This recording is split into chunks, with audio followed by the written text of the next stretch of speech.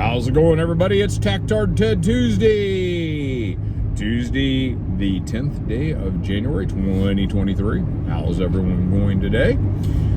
The battle for Soledar. Well, Soledar is now a cauldron. It is operationally encircled. There is no easy way in or out. If the troops want to run across the open steppe, they're more than welcome, but they're going to have to leave their tanks and artillery behind because the Russians have fire dominance over every road in and out of Soledar. And, they're preparing another Azovstal last stand at least two of the salt mines. That is what Sol is Russian for salt. Soledar. It's a salt town. It's mostly famous because of the salt mines. Also, there are salt mines in Bakhmut, just in case you didn't know. And the salt mines are in Soledar are pretty extensive. You can actually go online. There are tours through the salt mines. There are churches there. Inside these, they're actually a tourist attraction nowadays. But you can easily go see online just how big and open these caves are, and this is where the Ukrainians are, I guarantee you, going to seek their final refuge, and they're just going to have to starve them out and wait them out like they did at Azovstal. The numbers. I hear the numbers are all over the place. I hear numbers as low as 400 Ukrainians left in the city.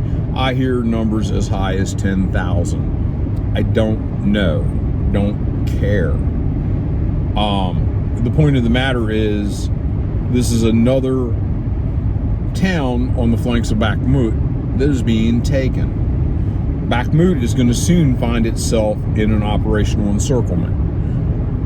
They're cutting off road junctions and everything else. In fact, one of the last areas to be taken, and I suspect there are two reasons it's last to be taken, for Soledar, is the train station. Number one is an extensive train station. It's an industrial hub. Number one, it's big, it's well defended. Number two is its critical infrastructure that the Russians would just as soon not have to replace. I think a lot of people in the West have misunderstood the light hand that went with the initial invasion. And the reason for that is very simple. You don't want to tear up everything that you're going to have to rebuild. You don't want to gut the infrastructure if you're going to have to rebuild it. You're going to go in with a light hand. You're going to try to preserve as much as you can. And unfortunately for the Ukrainian people, the Ukrainian army has put up a fight, and the Russians are now going to have to go after the infrastructure. That's why they started taking out the electrical grid. They need to prep the battlefield. They need to make the battle space a winnable situation for them, and that's what they're doing. This is why Soledar had to go. Soledar is on the flanks of Bakhmut, is north of Bakhmut. It is 6 miles, for perspective, because everybody likes to get lost in the weeds when they're talking about kilometers, and for some reason most Americans can't understand the concept between kilometers and miles. So let me just spell it out in miles. The city of Soledar is literally 6 miles from Bakhmut. It is to the north of Bakhmut. The Russians have also been making advances south of Bakhmut. So when you go around the north and you go around the south, then you can pretty much, once you get to the far side, north and south, then all you have to do is turn left or right, head towards each other, and you have the city not only in an operational encirclement, but an actual encirclement. And let me explain the difference between an operational encirclement and an actual or physical encirclement. A physical encirclement means that you have troops all the way around the city. It's a closed ring. Operational encirclement is a little different.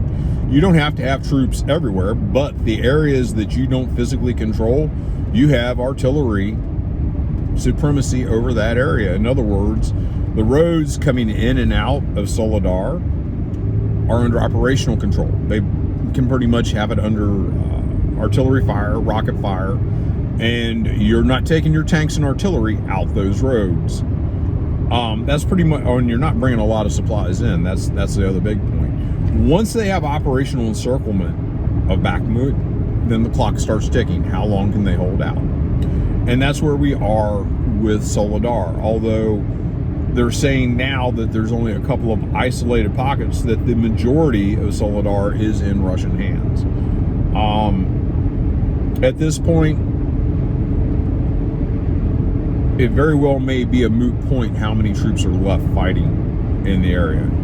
If there is a physical control over all areas but 2 salt mines and a train station that's actually outside the city, then I'm not sure that you've got much of an argument that the Ukrainians hold anything worthwhile. Basically, the 2 salt mines are going to be high-speed POW camps, much like Azovstal was. It was a high-speed POW camp.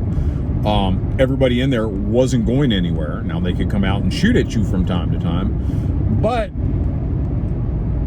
all you have to do is wait them out. Wait them out, lob a few shells at them, which is going to be kind of sad for the salt mines. It was a tourist attraction. It's an old facility, a lot of history with that. And it's really sad that those things are probably going to end up being destroyed. But hey, it is what it is. That's what happens when you take refuge. I wasn't a big fan of Azovstal being destroyed. You know, I make no bones about it. I've been a metal worker by trade. I've been a steel worker. I've done steel projects. And there was no giddiness there seeing this huge factory town, which, you know, Eastern Europe is famous for these huge factories that are bigger than a lot of cities or towns. And there was no joy or glee in watching that reduced. But as we see, now there are several changes in the media. The media have taken 2 tacks to this. They either start making excuses or just flat out ignore it and quit reporting about it. Los Angeles Times, a well-known leftist rag, simply isn't reporting anything about Soledar or Bakhmut.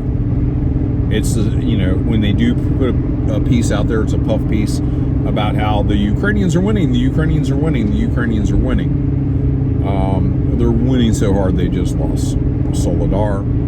And probably within a month, Bakhmut will be toast. Not only that, but nobody's really talking about supposedly hostilities have flared up again in the south near Soledar. Apparently, from everything I understand with that section, this isn't Wagner PMC special military contractors. Everything down around Soledar is Russian Army and VDV, their airborne troops, which those guys take their training very seriously. A large concentration of those troops, and there's a very strong force on the Ukrainian side. So it's going to be interesting seeing those 2 forces go head-to-head over the coming weeks and seeing how that pans out. So, I'm going to change gears a little bit for the second half of this video. One thing that the West continues to love to do with Putin is they continue to say Putin wants to restore the Soviet Union. He wants to recreate the Soviet Union. All these things, and it's repetitive. They ignore a lot of other things that Vladimir Putin said, such as one of my favorite Putin quotes, is anyone who doesn't miss the Soviet Union has no heart. Anybody who wants it back has no brains. Now, that doesn't exactly sound like somebody who wants the Soviet Union back. So, after having discussions and listening to a few other commentators that I respect, I've come to the conclusion that this is projection on the EU's part. That it is the EU who's wanting to build a new Soviet Union, and they call it the EU. So really, what was the Soviet Union? The Soviet Union was a conglomeration of states under one government. What is the EU? It is a conglomeration of states under one government. In the Soviet Union, you didn't speak out, or Kazakhstan didn't speak out against the Union, or Kazakhstan would be punished. In the EU, you don't toe the line, they're going to find a way to punish you. You don't believe me? Look what they're trying to do, what they were trying to do with Viktor Orban in Hungary, over him not wanting to toe the EU line. And really, when you get down to it, even though the EU is separate, the EU and NATO are brothers. They're basically the same family. There's just it's like when you have a construction company, one brother does concrete, the other brother does the stick, and then there's the third brother who does electric.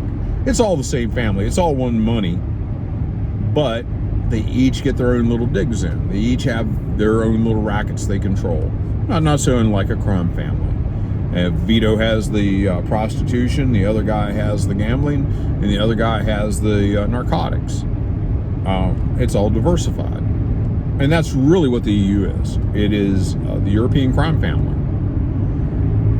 And everybody has to get in line. And if you get out of line, you're going to get smacked back into line pretty quickly. And like all other crime families, they don't like competition. They don't want a Russia that is free and their own people saying, hey, look, I could probably live better in Russia than I can the EU. That's why they had a fit about England, UK leaving the EU, the Brexit, that they had such a shit fit about. Because they don't want anybody to leave. Oh no, we don't want anybody. We want more power. We want more strength. For those of us who are older and can remember the 1980s, there was a similar situation with a group of folks wanting to leave the Soviet Union, the so-called Baltic states. And they were told repetitively, no, you can't leave, you can't leave, you can't leave. You're not going to leave. We're not going to let you leave. And it was interesting with all the threats and all the punishments and everything that the EU wanted to put out on the UK for leaving.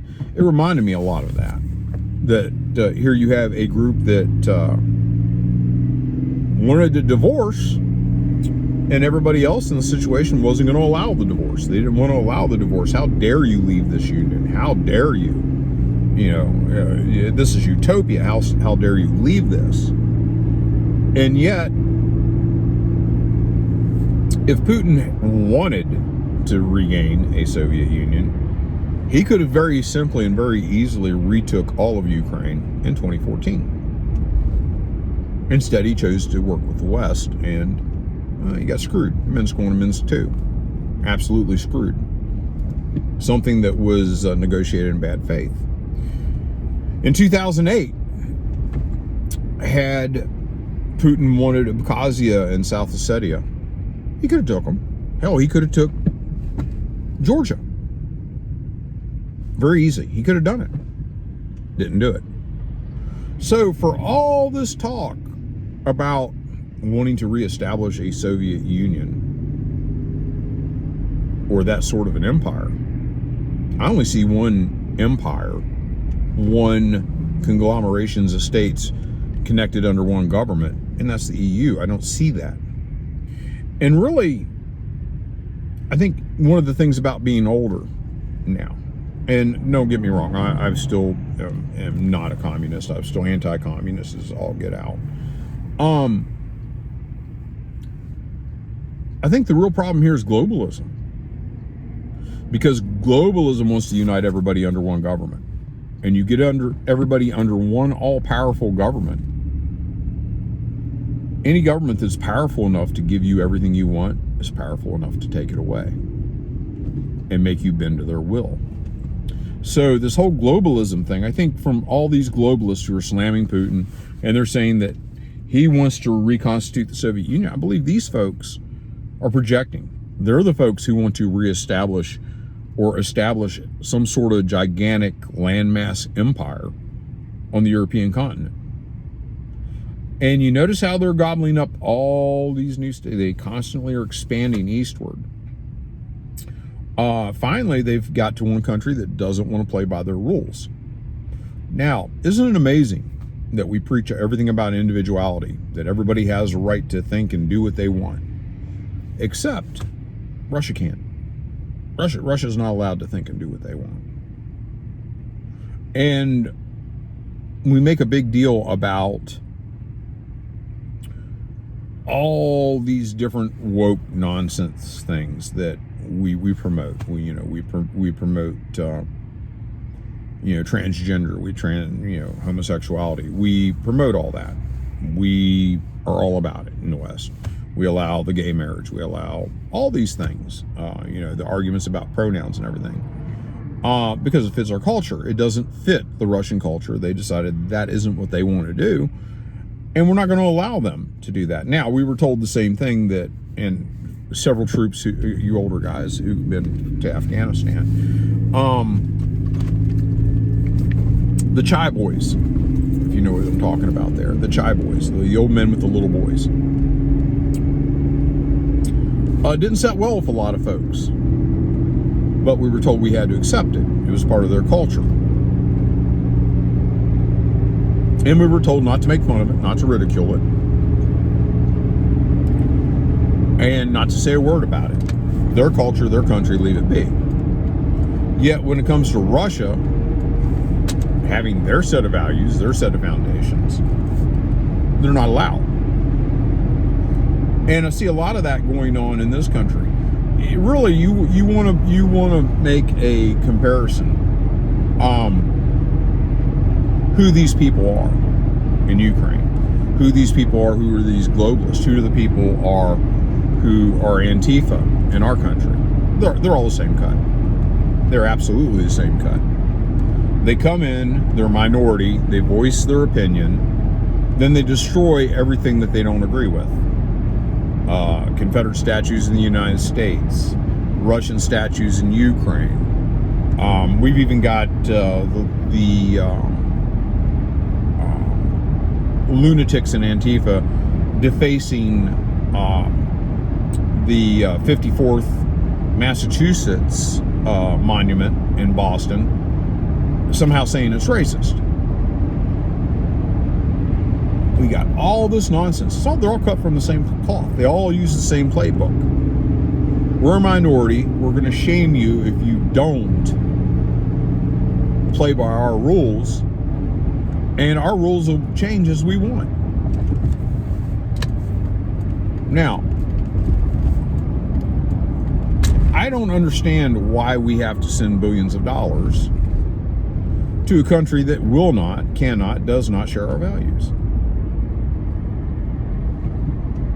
In this country, we don't discriminate against people who speak Spanish. We don't. It's not right. We've been told it's not right. But yet we'll support a government that stands against anyone who speaks Russian. And I'll be quite honest, Ukrainian and Russian aren't very dissimilar. Most people who can understand one language can understand the other fairly closely. There are different words. I'm now learning the differences in a lot of words and a lot of terms. But they're discriminating. We don't discriminate against people speaking Spanish. You know, what do we say about the mouth breathers? You better speak English or get out of here. Well, how do we look at those people? How do we look at those people? We look at them with scorn and ridicule. That you're a mouth-breathing, inbred, redneck, who's intolerant, who's this, that, and the other. Right? But when the Ukrainians say, you can't speak Russian, you don't like that, leave. Oh, they're patriotic, they're fine, they're beautiful. Can't have it both ways, folks. I don't dig the hypocrisy here. I don't dig the hypocrisy at all. Don't dig the hypocrisy at all. So anyhow, folks, what do I want you to take away? Well, I want to take away that the EU is jealous of Putin. They wouldn't want to see Putin reestablish any sort of empire, because right now the only multi-state empire that exists in Europe is the EU. They're the ones who are wanting to bring the concept of the Soviet Union back. They're globalist. They hate you. They hate me. They hate how normal people live. And that's what they can't stand about Russia, is those people have their own path. Plus, Ukraine is winning. Ukraine is winning, and losing towns. So anyhow, folks, that's what I got for you for today. Y'all take care and be safe.